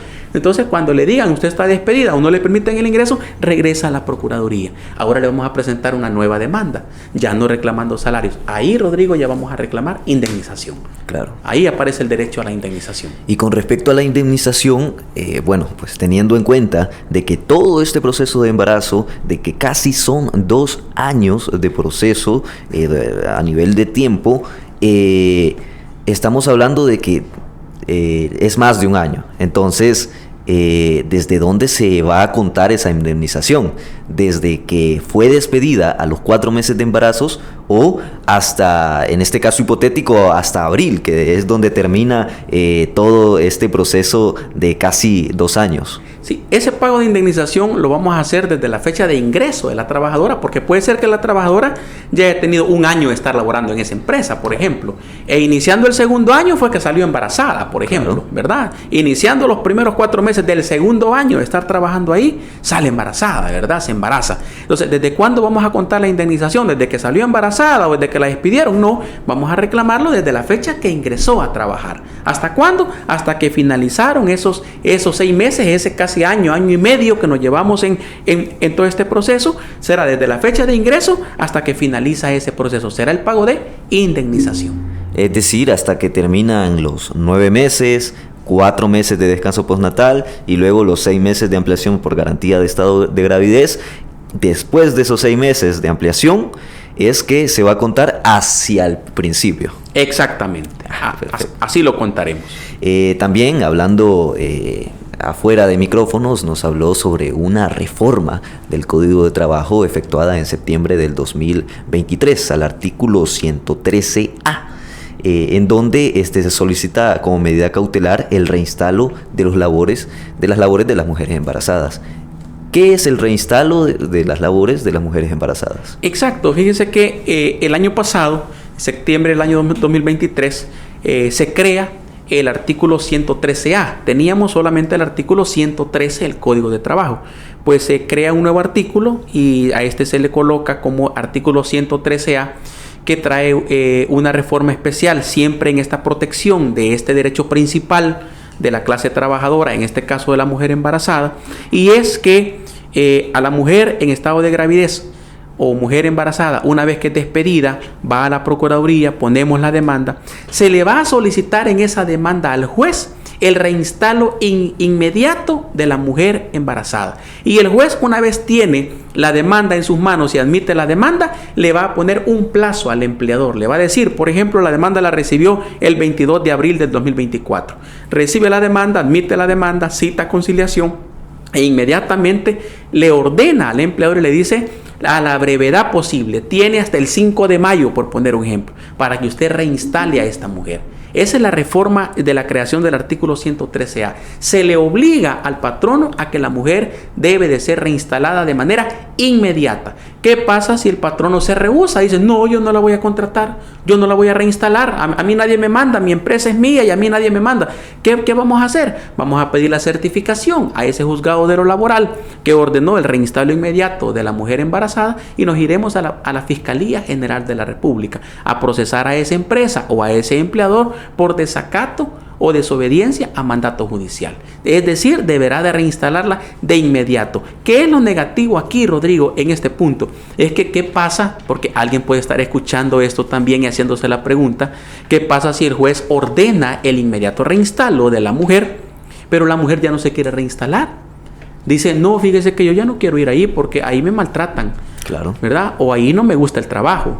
O fíjese que ahí me dijeron que me iban a aumentar de salario y lo que me aumentaron fue de trabajo, pero de salario no me aumentaron. Entonces, esa sí es una desventaja para la mujer embarazada, porque si ella dice que no quiere ser reinstalada, ¿verdad? Y no hay una justificante real, corremos el riesgo de perder el proceso a favor de la trabajadora. Es decir, que una vez que se pide el reinstalo, ella deberá de aceptar el reinstalo y regresar a trabajar. Entendido. En este reinstalo me imagino que deberá respetar un contrato. ¿Este contrato de reinstalo será a plazo indefinido o cómo será este contrato? Sí, ese reinstalo, ¿verdad? Ese reinstalo, ya lo dijo el Código de Trabajo, deberá de ser con ciertas características, bajo el mismo concepto en el que estaba trabajando, en la misma jornada de trabajo, en el mismo puesto de trabajo, y deberá de conservar su antigüedad. Deberá de conservar qué tipo de contrato, por tiempo indefinido, ¿verdad? Ella va a regresar a su trabajo en las mismas condiciones. Esto significa, no puede ser, ¿verdad? Yo conocí un caso de una alcaldía que despidieron a una mujer embarazada y ¿qué sucedió? Que cuando le ordenaron el reinstalo al alcalde de esa alcaldía, valga la redundancia, de que fuera reinstalada, sí la reinstaló, pero la mandó a cobrar a los baños públicos, ¿verdad? Ella era secretaria en la alcaldía, su puesto era secretaria, pero cuando regresó y él la reinstaló, le dijo: no, tu puesto de secretaria ya está cubierto, te vas a ir a los baños públicos a cobrar en los baños públicos, lo cual era era de alta peligrosidad, porque en esos baños se usa mucho criolina, se utilizan químicos para la limpieza de los baños públicos, y la mujer estaba en estado de gravidez, no podía estar ahí. Tuvimos que pedirle al juez, presentar un nuevo escrito al juez y pedirle, ¿verdad?, de que se le ordenara a este alcalde que fuera reinstalada en su mismo puesto de trabajo. Si ella era secretaria, tenía que regresar como secretaria a esa alcaldía. Y en el caso, licenciado, de los contratos a plazo, no creo yo que digan que está prohibido que la mujer que está siendo contratada a plazo se embarace. Cuando una mujer que está contratada a plazo se embaraza dentro del plazo de ese contrato, ¿qué sucede con esa mujer? Eso es importantísimo, eso es sumamente importante.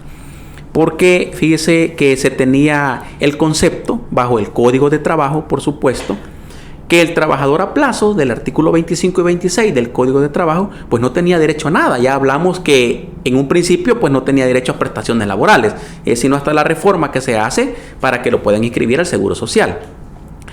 Pero hubo una sentencia del año 2017 de la Sala de lo Civil, de la Corte Suprema de Justicia, que ha dicho que aún la mujer a plazo tendrá las mismas prestaciones y garantías de una mujer que esté por tiempo indefinido si llegara a estar embarazada. Es decir, es una protección especial que se le dio a la mujer a plazo. Porque ¿qué pasaba antes? Le pongo el ejemplo. Contrataban a una mujer, en esa pregunta que usted me hace, contrataban a la mujer para 2 meses. Y resulta que al mes de estar ahí salió embarazada. Entonces, cuando se vencían sus 2 meses, vaya Julita, ya se vencieron los 2 meses, que le vaya muy bien, ¿verdad? Pero mire, yo estoy embarazada. Sí, usted no tiene protección, mamita, porque usted estaba a plazo, ¿verdad? Que le vaya muy bien, vaya a la unidad de salud y que le vaya bien. Ahora la Sala de lo Civil dijo, no, aunque esté a plazo, le van a nacer los mismos derechos de la mujer por tiempo indefinido. Ahora, la gran interpretación o la gran explicación ¿es una protección directa a la mujer? En cierta medida sí, pero más que todo la protección es para el bebé, por el interés superior del menor. No podemos permitir el despido de esa mujer, aunque esté a plazo, porque viene un bebé en camino, y ese bebé deberá de obtener todos los derechos y prerrogativas que la ley establece, sobre todo ahora con la ley Crecer Juntos. Si en un caso la mujer no embarazada aún está...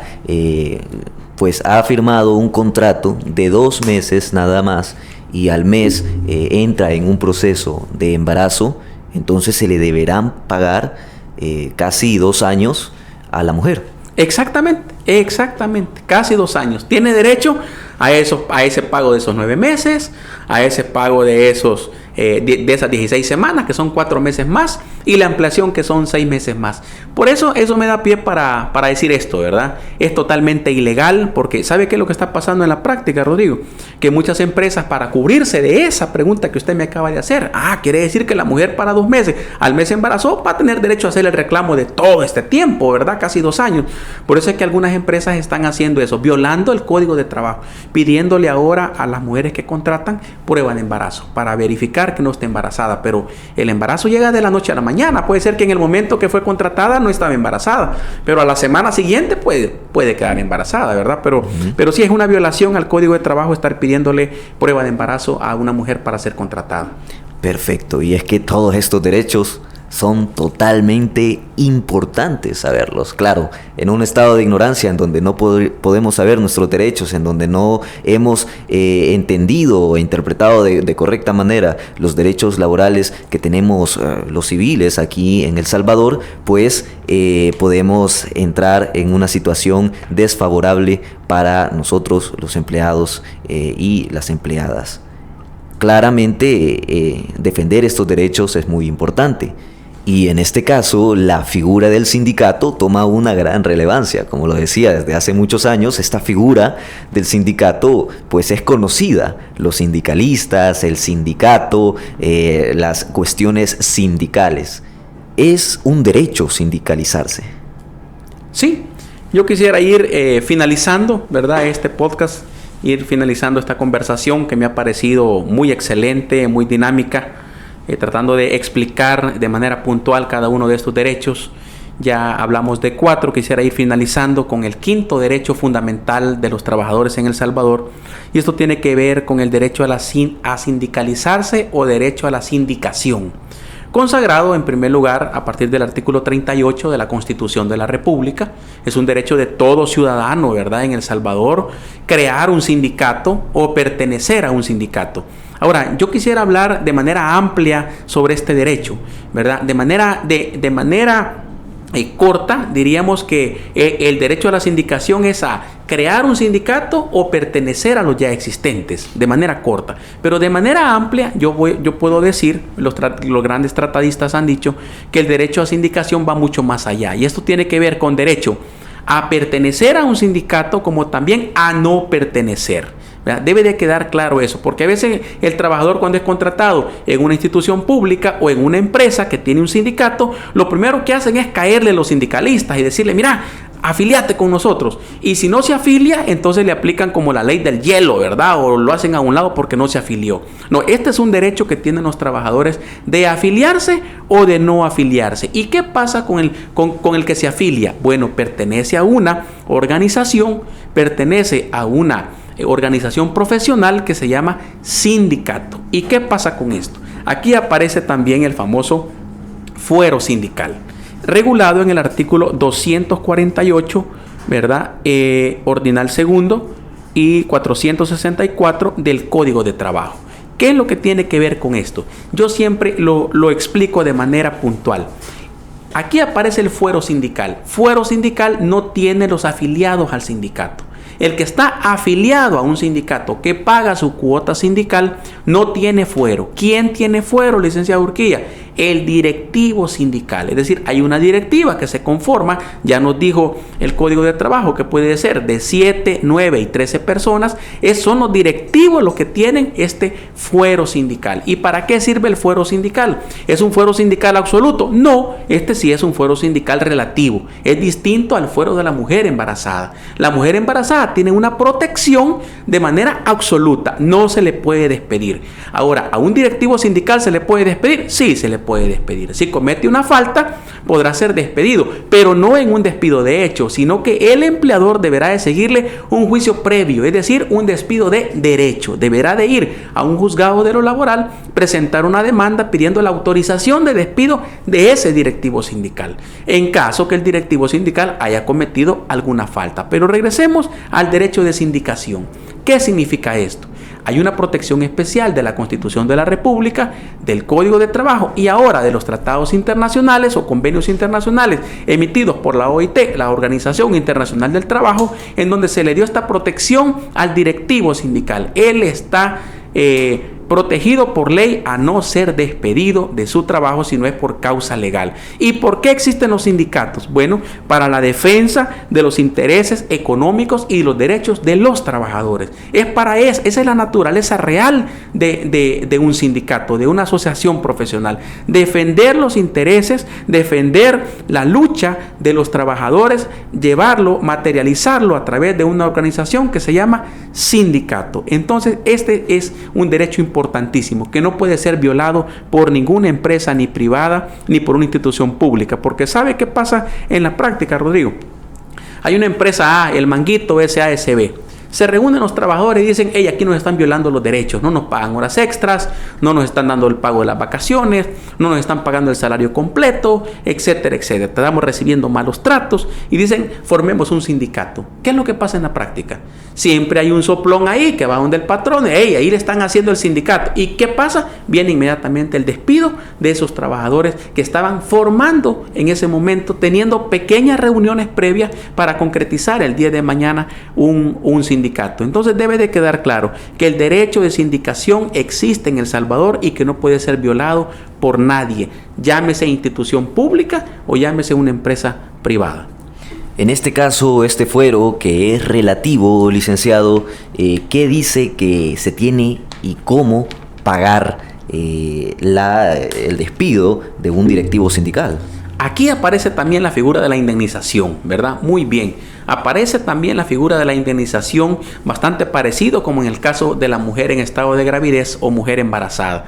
¿Qué pasa si un directivo sindical? ¿De cuánto es la protección del directivo sindical? ¿Verdad? Hablábamos allá de los periodos de la mujer que decíamos 9 meses, 4 meses y 6 meses más. ¿Cuál es la protección del directivo sindical? 2 años. un año, que es el año de la elección, y un año de la garantía sindical. Dicho de otra forma, supóngase que a un directivo sindical lo eligen en febrero del año 2024. ¿Cuál es la protección que tiene? Desde febrero 2024 a febrero 2025, el año de la elección. Y el año de la garantía irá desde febrero 2025 a febrero 2026. Es decir, la protección del directivo sindical es por 2 años únicamente. ¿Qué pasa si es despedido? En la pregunta que usted me hace, ¿a qué tiene derecho? Al pago también de los salarios no devengados por causa imputable al patrono desde la fecha del despido hasta que concluya su garantía sindical. ¿Qué significa eso? A este trabajador lo eligieron en febrero. En marzo hicieron su pequeño relajo ahí en la empresa y los despidieron. ¿A qué tiene derecho? Bueno, a reclamar esos salarios desde marzo 2024 hasta febrero 2025. Y luego los salarios de febrero 2025 hasta febrero 2026, que es la protección de los 2 años que le dio el Código de Trabajo en el artículo 464 de dicho código. Y en el caso de la indemnización ocurre igual que cuando estamos hablando del fuero absoluto para las mujeres en estado de gravidez. También es igual aquí en el fuero relativo de los directivos sindicales. La pregunta va relacionada con la indemnización. ¿Se cuenta desde el principio de que empezó a trabajar esta persona hasta finalizar este tiempo de protección o hasta que fue despedido? Sí. También la protección es igual para el pago de la indemnización. Desde su fecha de ingreso, desde que ingresó, en ese ejemplo, ¿verdad? Digamos que el trabajador ingresó en enero 2024, ingresó. En febrero fue la elección del sindicato, de la directiva sindical, y él quedó electo en ese febrero, ¿verdad? Al mes de estar trabajando ahí, fue electo. Pero en marzo lo despidieron, como dijimos. Entonces, ¿desde cuándo voy a contar la indemnización? Bueno, tendrá que pasar esos 2 años que decíamos, de febrero 2024 a febrero 2025, febrero 2025 a febrero 2026, y en ese febrero 2026 él se va a volver a presentar a la empresa. Bueno, aquí vengo, mire, a ser reinstalado. No, si usted está despedido, ahí le van a hacer el derecho a indemnización. ¿De cuándo a cuándo vamos a contar la indemnización? A la pregunta suya. Desde enero 2024 que ingresó a trabajar hasta febrero del 2026 que le finalizó su año de garantía sindical. Perfecto. Estos temas sin duda están siendo bastante, pero bastante interesantes, estos temas relacionados con los derechos laborales. Sin embargo, este podcast ha llegado a su fin. Las gracias totales para el licenciado Marlon Urquía, licenciado en Ciencias Jurídicas, que pues nos ha venido a aclarar estos conceptos que son de total importancia para todos y todas, estemos o no en el mundo del estudio y de los conocimientos jurídicos. Licenciado, algunas conclusiones que podemos sacar de todo este tiempo que hemos estado hablando acerca de los derechos laborales. Bueno, en primer lugar, darle las gracias a las autoridades de la Universidad Luterana Salvadoreña por abrir el espacio a poder hablar acerca de estos temas que son importantísimos, no solo para la comunidad estudiantil, sino también para demás personas que nos escuchan, ¿verdad? Y que estamos inmersos en este campo laboral, o futuras, ¿verdad? Jóvenes que van a entrar al mercado laboral. Podemos concluir, ¿verdad?, que en El Salvador existe una protección de los derechos laborales, tanto a través de la Constitución de la República, del Código de Trabajo, de los contratos colectivos de trabajo que existen en instituciones y en empresas, ¿verdad?, a través también de la costumbre de empresa. Un día vamos a hablar sobre esos temas tan importantes para la clase trabajadora. Así que decirles que sí existe una protección y que existen instituciones, ¿verdad?, a las que podemos acudir, como el Ministerio de Trabajo, la Procuraduría General de la República. Aquí mismo en la Universidad Luterana Salvadoreña se cuenta con un centro de práctica jurídica, ¿verdad? Si usted tiene una duda sobre cualquier aspecto en materia laboral o en cualquier otra área, asista acá a la universidad y con gusto vamos a atenderle, vamos a asesorarle, vamos a indicarle el camino a seguir. Así que muchas gracias, ¿verdad? Quedamos a las órdenes de la universidad para continuar aprendiendo de estos temas tan importantes como son los derechos laborales hoy. Para la radio ULS es un total total honor haber tenido la participación de su persona aquí en la cabina de Radio ULS y bueno, esperamos que en el futuro podamos tener más oportunidades para hablar de estos importantes temas. Esto fue Principales Derechos Laborales en El Salvador, gracias al licenciado Marlon Urquilla. Les ha hablado también su servidor Rodrigo Valdés y los esperamos pronto. Muchas gracias.